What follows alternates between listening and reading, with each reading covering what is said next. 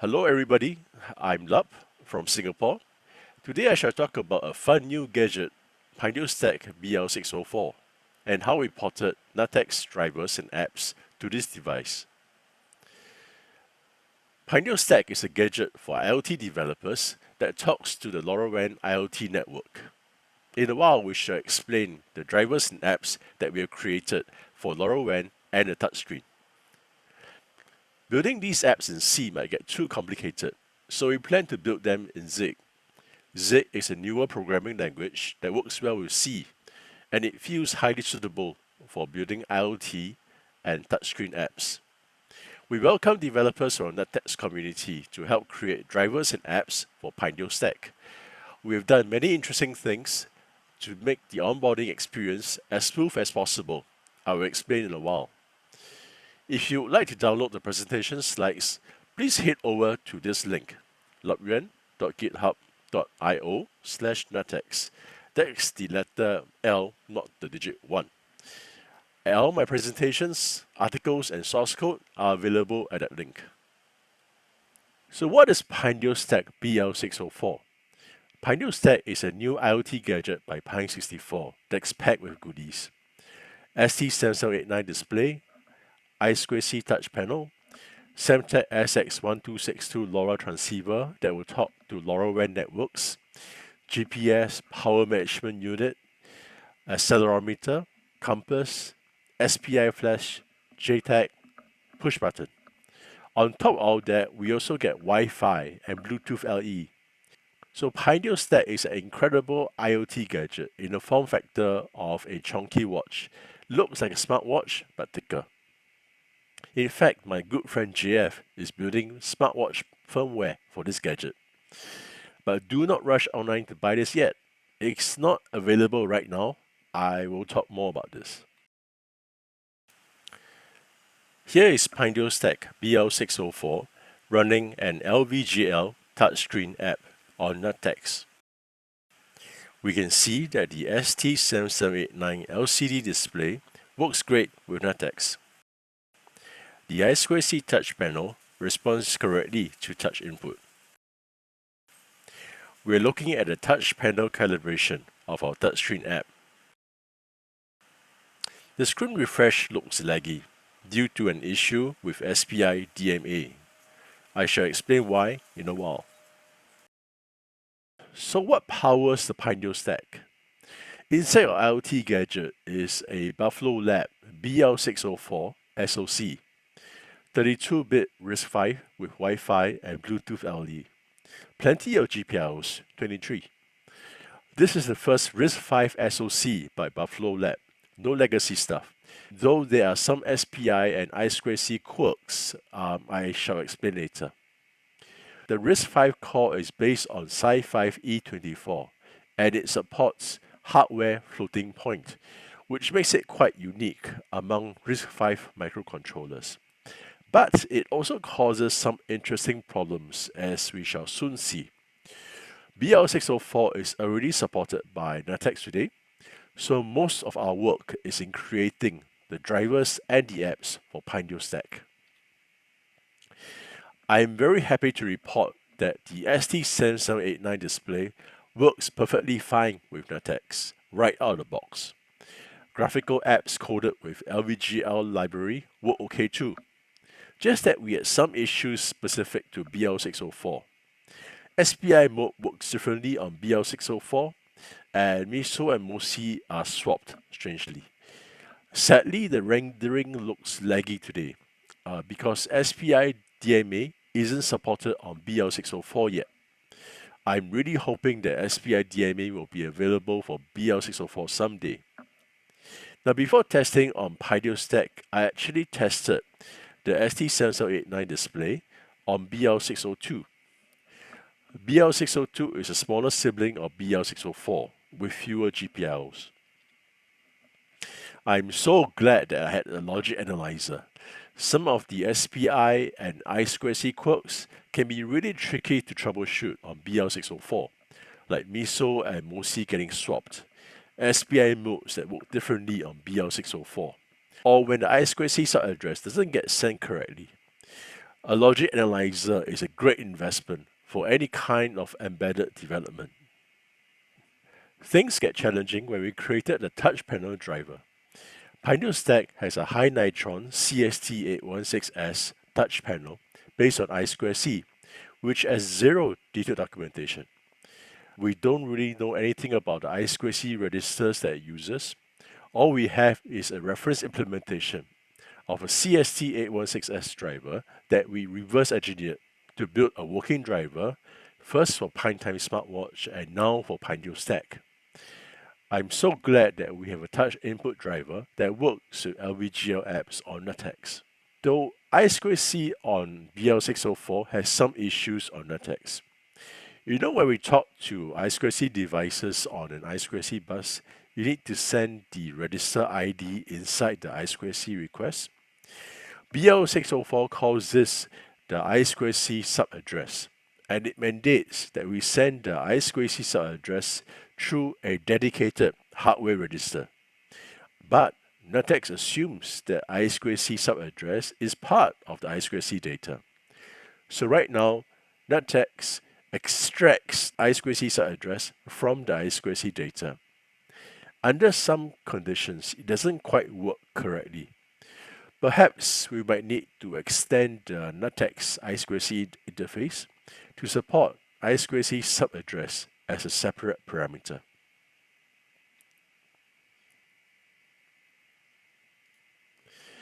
In case we are curious how the LCD display and touch panel are connected to PineDio Stack, here are the two ribbon cables. One for SPI display and backlight, the other for I2C touch panel. Now we might think that creating a touch panel driver should be as easy as any other I2C driver, right? Well, be careful. Touch panels are designed to consume as little power as possible. They won't respond to I2C commands unless we tap the touch panel and wake it up. Thankfully, we found an existing NuttX driver that works the very same way, the I2C driver for the Cypress MBR3108 touch panel. So we copied the logic into our driver and it works. BL604 supports only one single SPI bus, so we have a complication on PineDio Stack. The SPI bus is shared by three devices: ST7789 display, SX1262 LoRa transceiver, and SPI flash. So this sounds really weird, but Miso and Mosi are swapped for the ST7789 display. So we built an SPI device table that maps SPI device ID to GPIOS so that we can manage the chip select pin. And the table tells us whether Miso and Mosi should be swapped. At the left is our implementation of the SPI device table: ST7789 display, LoRa transceiver, SPI flash, and their device IDs, whether Miso and Mosi should be swapped, and their chip select pins. This is how it looks inside our SPI driver. It's essentially the same table, but flattened into an array. And we validate the SPI device table at startup, in case we goof up and make a mistake. We might think that too many GPIOs is a good thing, right? Well, having too many GPIOs can bring interesting challenges. BL604 is essentially a big bag of GPIOs, 23 GPIOs in total. This sounds unbelievable, but all 23 GPIOs are used on PineDio Stack. ST7789 display, compass, GPS, accelerometer, touch panel, JTAG. Because we have so many features on PineDio Stack, 23 GPIOs are simply not enough. Some GPIOs are used by multiple features, so we need to manage them carefully. We have implemented a GPIO Expander that might help for the development of drivers and apps for PineDio Stack. Let me explain. The standard behavior of NuttX is to allocate GPIOs sequentially, GPIO 0, 1, 2, and so on. Suppose I'm building a LoRa driver for SX1262. Now, when we have 23 GPIOs, this gets messy. Suppose I'm building a LoRa driver for SX1262. Which GPIO should I use? Will this GPIO change as we add more drivers? That's why we built a GPIO Expander that allocates GPIOs according to the actual GPIO number. So if I'm building a LoRa driver for SX1262, I only need to concern myself with GPIO 10, 15, 18, and 19. It feels more friendly for building drivers and apps. Lately, we've seen an explosion of GPIOs on newer SoCs. BL604 has 23 GPIOs. CH32V307, also based on RISC-V, has 80 GPIOs. I'm now porting NuttX to PinePhone, which has 116 GPIOs. Perhaps this might be the better way to manage GPIOs for devices that have way too many GPIOs. Here is another consequence of having too many GPIOs. BL604 will let us designate any GPIO for UART port, I2C port, SPI port, PWM, or just a plain GPIO. But when we designate a GPIO for a specific port, like SPI, the GPIO is stuck to that specific function for the port. Suppose you designate GPIO3 for the SPI port. Then GPIO3 must be SPI clock, not MISO, not MOSI. Now a BL604 developer might configure NuttX, such as GPIO3 is assigned to the SPI port, and assume that GPIO3 works okay for SPI MISO, but it won't. Can we prevent such mistakes? We might have two solutions for this. A GPIO Expander could validate the GPIOs at compile time or at runtime. The first solution is to define all possible choices of, say, SPI MISO. At compile time, we shall verify that GPIO 0 is supported for MISO. If we try to designate GPIO 3 as MISO, the compiler stops us because there is no definition that matches GPIO 3 or MISO. That is one way to prevent our developers from picking the wrong GPIOs. The second solution is to verify the GPIOs at runtime.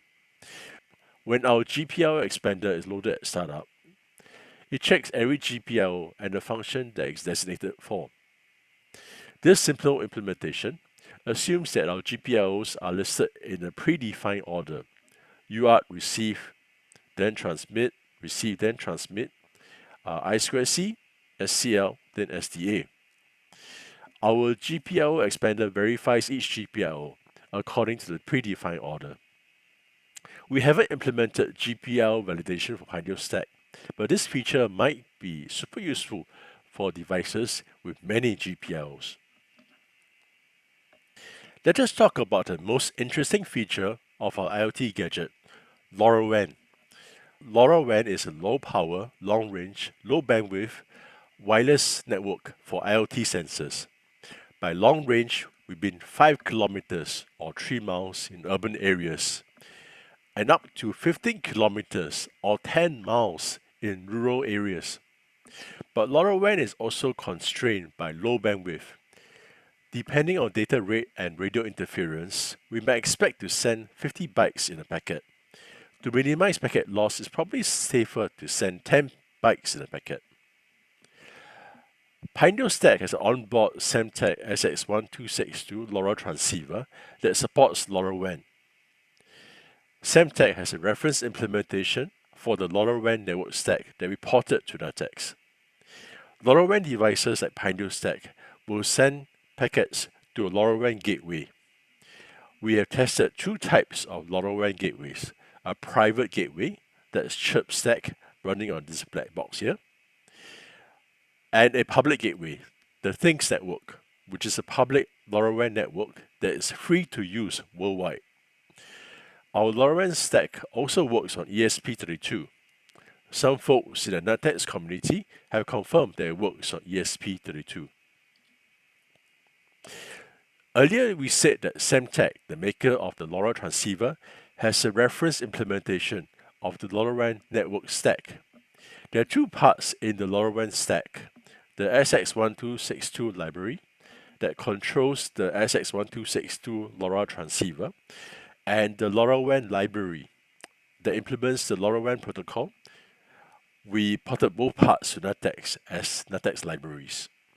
But shouldn't networking protocols be implemented in a NuttX kernel as NuttX drivers? Well, the LoRaWAN specification is still evolving today. It defines new geographic regions and the radio frequencies permitted for each region.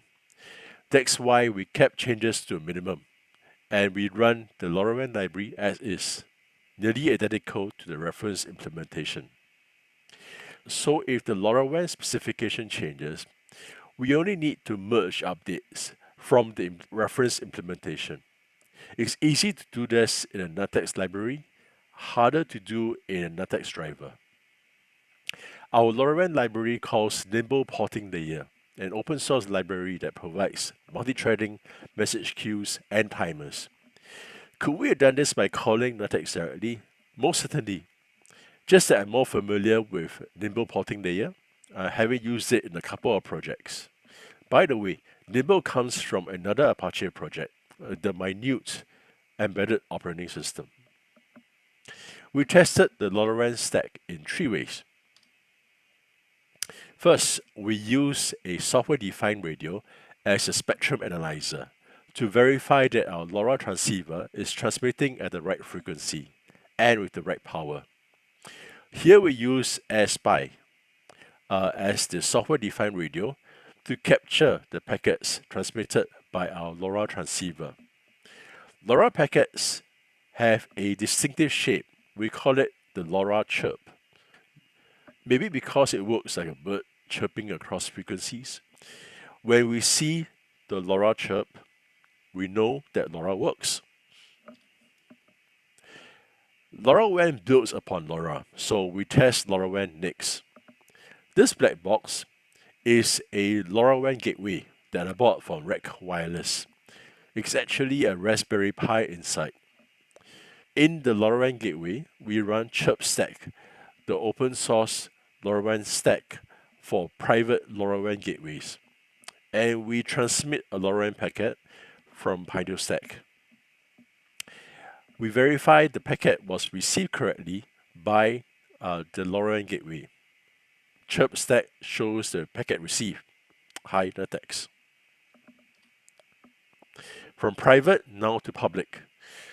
We test with a public LoRaWAN gateway, the Things Network, which is a free-to-use worldwide LoRaWAN network. This white box is the new prototype LoRaWAN gateway from Pine64, which we have configured to run as the Things Network gateway. So this white box becomes a base station for the global LoRaWAN network. On PineDio Stack, we transmit a packet encoded with CBOR. More about CBOR in a while. The Things Network receives the packet, decodes the packet, and shows the packet data, NuttX. Yep, PineDio Stack works great with the Things Network. Now, LoRaWAN is super interesting, but also super complex. Our LoRaWAN app needs to handle multi-threading, since the LoRaWAN protocol is asynchronous. LoRaWAN is also time sensitive. We have a 1 second window to receive the response. Here. If we miss it, we can't send any data. Our data should be encoded with CBOR. That's short for Concise Binary Object Representation. A binary compressed form of CBOR, since LoRaWAN packets are so tiny. To manage all this complexity, we propose to build IoT apps in a Zig programming language. We've tested it. Zig works seamlessly with NuttX and LoRaWAN. And Zig might actually make it less painful to maintain and extend a LoRaWAN app. To learn more about this, please check out the presentation, Visual Zig Programming, with NuttX sensors. What do we hope to achieve with LoRaWAN on NuttX? Someday we could send IoT sensor data to the Things network and ingest the data into a Prometheus data store and visualize the sensor data with Grafana, like this. Prometheus and Grafana are both open source tools that we can run locally on our own computer. This works really well with multiple devices, multiple sensors. Imagine an IoT sensor network running on NuttX devices. Our IoT gadget won't be so fun and interesting unless we can create touchscreen apps with little effort. Today we can build touchscreen apps with the LVGL graphics library, but the code looks kind of messy, lots of repetition and clutter. Maybe we can build LVGL apps the simpler, safer way with the Zig programming language. Please check out the details in this presentation. Simpler, safer LVGL touchscreen apps with Zig and NuttX. At the left is a typical LVGL program in C. Lots of LVs, long function names. At the right is our proposed LVGL program in Zig. Tidier, less repetition, shorter function names. Zig might become the preferred way to build IoT apps and touchscreen apps for PineDio Stack. This is a demo of an LVGL touchscreen app running on PineDio Stack BL604. We will see the Zig version of the touchscreen app, which looks just like the C version. We have compiled the Zig touchscreen app into the NuttX firmware. PineDio Stack is now booting the NuttX firmware. The screen turns pink when NuttX boots. There is a reason for that. Check out my article on ST7789. Uname says that this is a recent build, NuttX version 10.4.0. Let us check the NuttX devices. We see the GPIOs listed according to the actual GPIO number. That is because we created a GPIO Expander, specially for PineDio Stack. We see the LCD device, LCD0, that is connected to the ST7789 LCD display. Our touchscreen app will render graphics to that device. And we see the touch input device, input 0, that is connected to the CST816S touch panel. Our touchscreen app will read touch input from that device. Let us run the touchscreen app. Remember, this is a Zig app that we have compiled and linked into the NuttX, though it still contains some C code. The touchscreen app begins with the touch panel calibration. We need to tap all four corners of the screen to complete the calibration. The screen refresh looks laggy. Hopefully this will be fixed when SPI DMA has been implemented for BL604. When we tap the screen, our I2C touch input driver captures the touch coordinates and passes them to our app. Our app computes the calibration and renders a simple text label, Hello PineDio Stack. This is done in Zig. And that was a demo of our LVGL touchscreen app in Zig on PineDio Stack BL604.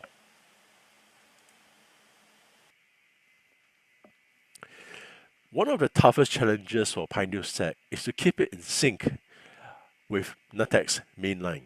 Because as we build new drivers and apps for PineDio Stack, NuttX continues to evolve. Today we are not quite ready to push PineDio Stack up to NuttX Mainline. So the onus is on us to make sure that PineDio Stack runs on the latest mainline code. At the same time, we also need to be sure that any new drivers and apps contributed by PineDio Stack developers won't break the existing code. Our solution is to use automated testing. In this photo, we see PineDio Stack controlled by a Raspberry Pi that will flash the NuttX firmware to PineDio Stack and test the firmware. The two tests that we run automatically on PineDio Stack are LoRaWAN and touch panel. If the two tests succeed, we can be sure that LoRaWAN and touch panel are okay, which means that SPI, I2C, GPIO interrupts, timers, message queues, multi-threading are all okay. So it's a pretty comprehensive test for NuttX features. At the bottom here is a PinePhone BL602 connected to a LoRa transceiver, which is also tested automatically. We say that the test is mostly automated because right now I need to tap my finger on the touch panel for the touch panel test. Maybe someday we can do that with a robot finger. You can watch the automated testing on YouTube here. Let us watch a quick demo of automated testing on PineDio Stack BL604. We are now running the automated testing script on a Raspberry Pi that controls PineDio Stack. The script downloads the NuttX build that was auto-built by GitHub Actions. It switches PineDio Stack to flashing mode and flashes NuttX to PineDio Stack. After flashing, it boots PineDio Stack. NuttX begins booting. When it sees the NSH prompt, it checks that the SX1262 LoRa transceiver is okay. Then it sends the LoRaWAN test command, which connects PineDio Stack to our LoRaWAN gateway, waits for the response, and sends a data packet. That's the data packet, and yes, we have successfully completed the LoRaWAN test. One more test to go. Our script reboots PineDio Stack and starts the touch panel test. So far, everything we've seen is running fully automatically, no human intervention needed, except for this. You see this message? Hello human, touch PineDio Stack now. This is when I run over to PineDio Stack and tap the screen.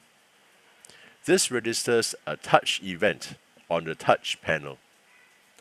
Our testing script detects a touch event and records that we have successfully tested the touch panel.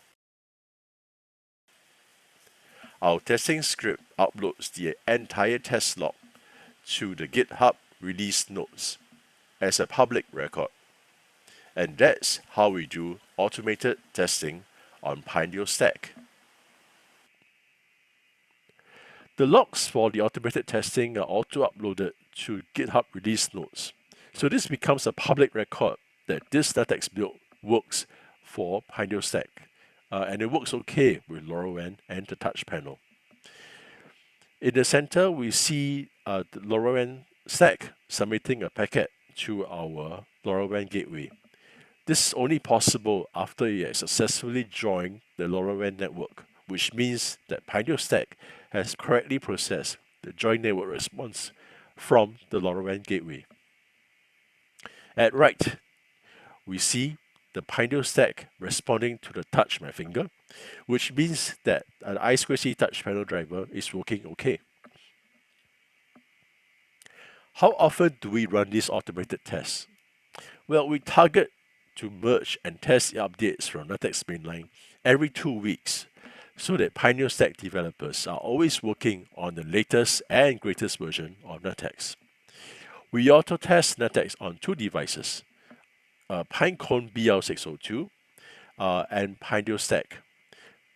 That's because there are many more BL602 devices out there than PineDio Stack. What if there's a problem and PineDio Stack won't boot? Well, that's why we run a daily build and daily test for NuttX Mainline, triggered by a scheduled script at GitHub Actions, which means we can backtrack to the last daily build in case there's a problem, and find the last build that boots okay on PineDio Stack. So feel free to check out the GitHub releases from my NuttX repo. you see a fresh new report every day of NuttX booting on BL602. We talked about automated testing, building simpler and safer apps in Zig. We're doing all we can to help developers get on board PineDio Stack the quickest way possible. Instead of dry reference documentation, we have articles with stories, photos, and sketches. Over the pandemic, I wrote 60 articles on BL602 and BL604 and compiled them into the RISC-V BL602 book, covering all kinds of topics. I hope our developers will find them useful. We are eagerly waiting for our developers, but we hit some difficult challenges beyond our control. Sadly, PineDio Stack is not on sale yet, which I perfectly understand because of supply chain constraints and the pandemic situation in Asia. LoRaWAN is also a tough problem to crack. How will developers get access to a LoRaWAN network? Maybe we need more LoRaWAN gateways in schools, or we contribute more public gateways to the Things network?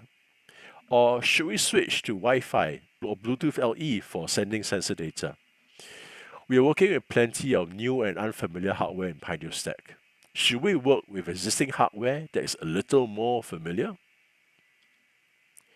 While waiting for PineDio Stack to go on sale, I'm now taking everything that I've learned on PineDio Stack and applying them to an existing familiar device. PinePhone, the mobile phone based on Allwinner A64 SoC. This thing here. Why port NuttX to PinePhone? Why not choose a single board computer like Raspberry Pi? Well, I think it's highly educational to document the process of running NuttX on a real phone that we might use every day. And someday we might even use PinePhone to teach our students about the internals of NuttX. The progress has been great. NuttX now boots OK on PinePhone all the way to the NSH shell, as we see in the photo here. We have plenty of drivers and apps to build for PinePhone. Zig drivers for NuttX might be super interesting to see on PinePhone. Check out my articles and progress here. By the way, LoRa is available on PinePhone. Just get the LoRa back cover that attaches a PinePhone. Maybe the work that we've done on LoRaWAN will port easily to PinePhone. In this presentation, we have covered many topics. Everything that I covered is explained in these articles, including the source code, PineDio Stack BL604, the GPIO Expander, the touch panel driver, LVGL graphics, automated testing. If you would like to download the presentation slides, please head over to this link, labyrinth.github.io/NuttX. This is the letter L, not the digit 1. All my presentations, articles, and source code are available at that link. But wait, there's more. LoRaWAN is super complicated, so we need a few articles to cover the LoRaWAN transceiver library, the LoRaWAN library, and how we build a LoRaWAN app with Zig. Plus another article on touchscreen apps with Zig. NuttX is perfect for IoT gadgets like PineDio Stack BL604. NuttX has everything we need for creating our own LoRaWAN and touchscreen apps. These apps might get too complex for C, but no worries, we can create IoT and touchscreen apps in Zig too. We are all set to welcome NuttX developers on board PineDio Stack as soon as the devices start shipping. In the meantime, we shall continue porting NuttX to PinePhone and apply all the valuable lessons that we have learned from PineDio Stack. Thank you.